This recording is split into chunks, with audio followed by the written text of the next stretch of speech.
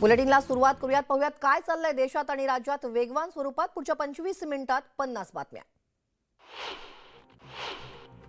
शिवसेना नेते रामदास कदम यांनी उद्धव ठाकरेंवरती हल्लाबोल केलाय. मला संपवण्याचा प्रयत्न उद्धव ठाकरेंनी केला असून खेडला येऊन त्यांनी चूक केल्याचं रामदास कदम म्हणाले. मुख्यमंत्री एकनाथ शिंदे 19 मार्चला खेड दौऱ्यावरती जाणार आहेत. खेडमध्ये शिवसेनेची जाहीर सभा होणार असून लांडगे कोल्हे म्हणणाऱ्यांना वाघाच्या डरकाईनं उत्तर दिलं जाईल असं ट्विट उदय सामंत यांनी केलंय. उरण विधानसभेच्या शिवगर्जना अभियानात ठाकरे गटाचे नेते सुभाष देसाईंनी संबोधित केलं. पक्षाला गतविभव पुन्हा मिळवून देण्यासाठी शेवटच्या श्वासापर्यंत लढणार असं वक्तव्य सुभाष देसाईंनी केलं. 100 खोके दिले तरी पक्ष सोडणार नसल्याची प्रतिक्रिया खासदार संजय जाधव यांनी दिली आहे. संजय जाधव मुख्यमंत्री एकनाथ शिंदेंसोबत संपर्कात असल्याची चर्चा राजकीय वर्तुळात रंगली होती. मात्र पक्षासोबत बेईमानी करणं माझ्या रक्तात नसल्याचं म्हणत जाधव यांनी या चर्चा निरर्थक असल्याचं म्हटलंय. संभाजीराजे छत्रपतींच्या बेळगावातील राजहंस गडावरील कार्यक्रमाच्या उपस्थितीवरून सीमावासियांनी संताप व्यक्त केलाय. सीमावासियांच्या पाठीत खंजीर खुपसू नका, मराठी माणसाचा घात करू नका असं पत्र संभाजीराजे छत्रपतींना देण्यात आलंय. अहमदनगरचे बजरंग दलाचे संयोजक कुणाल भंडारी यांच्यावरती 4 ते 5 दिवसांपूर्वी झालेल्या हल्ल्यातील आरोपींना तात्काळ अटक करावी ही मागणी घेऊन आज अहमदनगर शहरात बंदची हाक देण्यात आली आहे. सकल हिंदू समाजाच्या वतीनं ही बंदची हाक देण्यात आली आहे.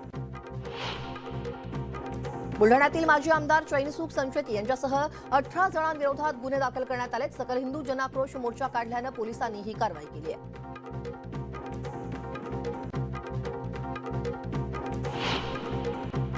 बॉलिवूडचे ज्येष्ठ अभिनेते अमिताभ बच्चन हे जखमी झालेले आहेत. हैदराबादमध्ये चित्रपटातील ॲक्शन सीन शूट करताना त्यांच्या बरगड्यांना दुखापत झाली आहे. या दुर्घटनेनंतर त्यांना तात्काळ शूट देखील रद्द करण्यात आले आणि त्यांच्यावरती उपचार करण्यात येत आहेत.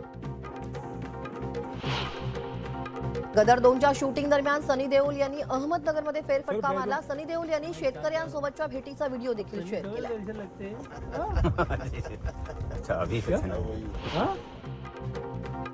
धुळ्यात अवकाळी पावसामुळे 400 हेक्टरवरील पिकांचं नुकसान झालंय. शिरपूर आणि शिंदखेडा तालुक्याला पावसाचा सर्वाधिक फटका बसला असून नुकसानीचे तात्काळ पंचनामे करण्याची मागणी शेतकऱ्यांनी केली आहे. शेतमाल निर्यातीसाठी ई फायटो प्रणाली लागू करण्यात आलेली आहे. या QR कोड प्रणालीमुळे निर्यात सेवा अधिक जलद आणि पारदर्शक होणार आहे. अहमदनगर जिल्ह्यात अवकाळी पावसानं हजेरी लावली आहे. संगमनेर तालुक्यासह अनेक ठिकाणी वादळी वाऱ्यासह जोरदार पाऊस झाला. त्यामुळे पिकांचं नुकसान होण्याची भीती असल्यानं शेतकऱ्यांची चिंता वाढली आहे. पालघर जिल्ह्याच्या अनेक भागात विजांच्या कडकडाटासह पावसानं हजेरी लावली आहे. या अवकाळी पावसामुळे आंबा, काजू आणि मिरचीसह अनेक पिकांना फटका बसलाय.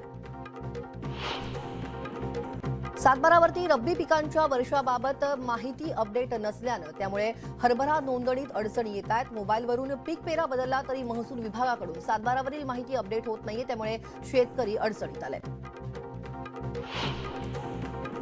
रत्नागिरीत 2,500 क्विंटल भात खरेदी झाली असून 57 लाखांची उलाढाल झालेली आहे. याचा मोबदला शेतकऱ्यांच्या खात्यात जमा झाल्याची माहिती राजापूरच्या खरेदी विक्री व्यवस्थापकांकडून देण्यात आली आहे.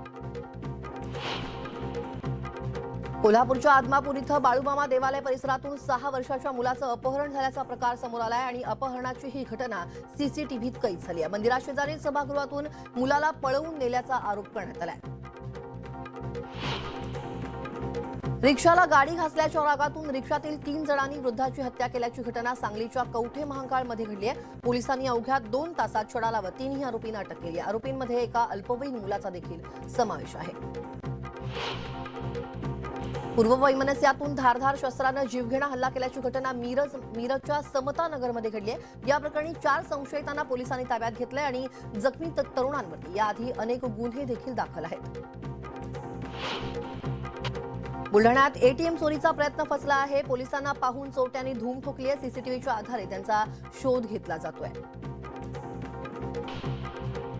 पनवेलमधील 3 एकरवरील हरितक्षेत्राला अज्ञातांनी आग लावली आणि या हरितक्षेत्रासाठी पालिकेनं कोट्यवधींचा खर्च केला होता. मात्र पालिकेनं आगीच्या घटनेची दखल न घेतल्याचा आरोप पर्यावरण प्रेमींकडून केला जातोय.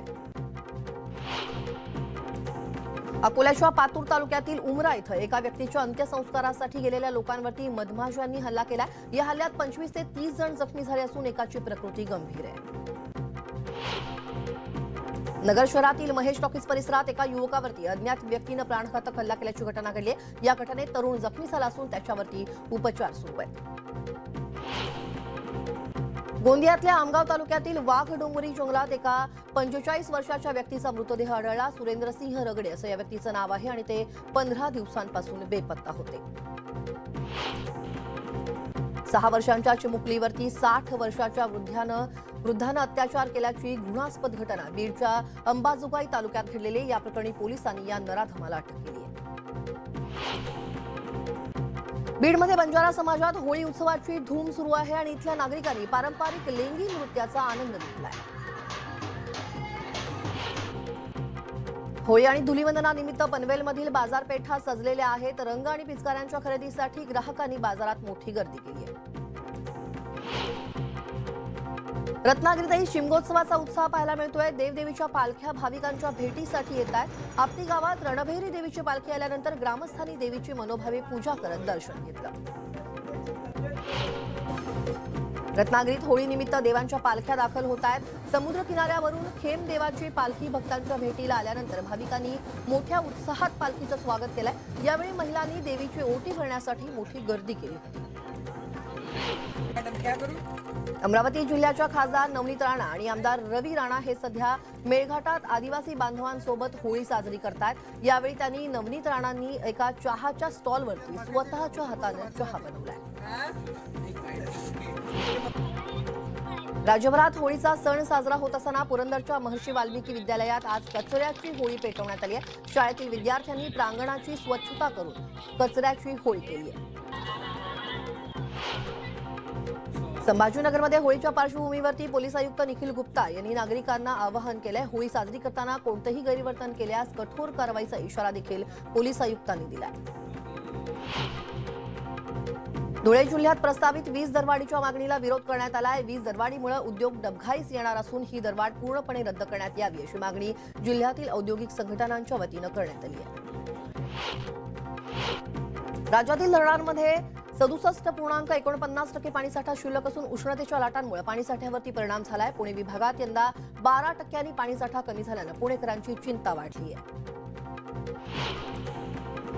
यंदाच्या पावसाळ्यात उपनगरीय रेल्वे मार्गावरील लोकलची वाहतूक ही सुसाट होणार आहे, कारण मध्य आणि पश्चिम रेल्वेच्या पाणी साचणाऱ्या स्थानकांमध्ये मायक्रो टनेलिंगच्या कामावरती भर देण्यात आलाय। सध्या कळवा स्थानकात मायक्रो टनेलिंगचं काम सुरू आहे। दौंडजवळ मालगाडी घसरल्यानं सोलापूरकडे येणाऱ्या रेल्वे वाहतुकीवरती त्याचा परिणाम झालाय। अनेक एक्सप्रेस गाड्या उशिरानं धावत असल्यानं प्रवासी मात्र त्रस्त झालेत। भविष्यात वाहतुकीला वेग देण्यासाठी आता जलद मेट्रो येत्या काळात मुंबईत येण्याची शक्यता आहे। या संदर्भात MMRCच्या अधिकाऱ्यांनी दिल्लीच्या जलद मेट्रो प्रकल्पाला भेट दिली। यावेळी या पर्यायाची चाचपणी करण्यात आली। नागपुरात 30 वर्षांच्या तरुणाला गोवरचं निदान झालंय। 10 वर्षांपर्यंत गोवर होतो। रोगप्रतिकारक शक्ती तयार झाल्यावरती गोवर दिसून येत नाही, पण या तरुणाला गोवरचं निदान झाल्यानं इथली आरोग्य यंत्रणा अलर्टवरती आली आहे। सोन्याचे दागिने खरेदी करण्यासाठी आलेल्या महिलांनीच दागिन्यांनी भरलेल्या बॉक्सची चोरी केल्याची घटना मुंबईतील सराफा दुकानात घडली आहे। या बॉक्समध्ये 72 जोडी कानातले होते। महिलांनी 5,89,000चं हे सोनं लंपास केलंय। मुंब्रा पोलीस ठाण्यात याचा गुन्हा दाखल करण्यात आलाय। वसईतील एका शिक्षकानं त्यांच्या मुलाच्या वाढदिवसाला तब्बल 221 किलोचा केक आणला। या मुलाच्या पहिल्या वाढदिवसाला त्याला मुंबईहून हेलिकॉप्टरमधून आणण्यात आलं होतं। कारच्या प्रतिकृतीचा भव्य केक पाहण्यासाठी परिसरातील नागरिकांनी मोठी गर्दी केली होती। उस्मानाबादचं धाराशिव नामांतरण केल्यामुळे हिंदू संघटनांच्या वतीनं धारासूर मर्दिनी मंदिरात सामूहिक आरती करण्यात आली। यावेळी हिंदू राष्ट्र सेना, बजरंग दल, विश्व हिंदू परिषद, राष्ट्रीय स्वयंसेवक संघाचे कार्यकर्ते मोठ्या संख्येनं उपस्थित होते। धाराशिवमध्ये छत्रपती शिवरायांचं 23,800 फुटांचं कोलाज पेंटिंग साकारण्यात आलंय। हे पेंटिंग पाहण्यासाठी नागरिकांनी गर्दी केली आहे। लखनौमध्ये एका घरात सिलेंडरचा स्फोट झाला। यात 2 जण जखमी झाले असून घराचं देखील मोठं नुकसान झालंय। मध्य प्रदेशच्या रतलाममध्ये सर्वोदर एक्सप्रेसला आग लागल्यानं खळबळ उडाली. या आगीवरती तात्काळ नियंत्रण मिळवण्यात आलेलं आहे. सर्व प्रवासी सुखरूप आहेत, सुरक्षित आहेत असं रेल्वे अधिकाऱ्यांनी सांगितलंय. मध्य प्रदेशच्या देवासमध्ये धावत्या ट्रकनं पेट घेतला. यावेळी ट्रक चालकानं ट्रकमधून उडी घेत आपला जीव वाचवलेला आहे. शॉर्ट सर्किटमुळे ही आग लागल्याचा अंदाज वर्तवण्यात आलाय.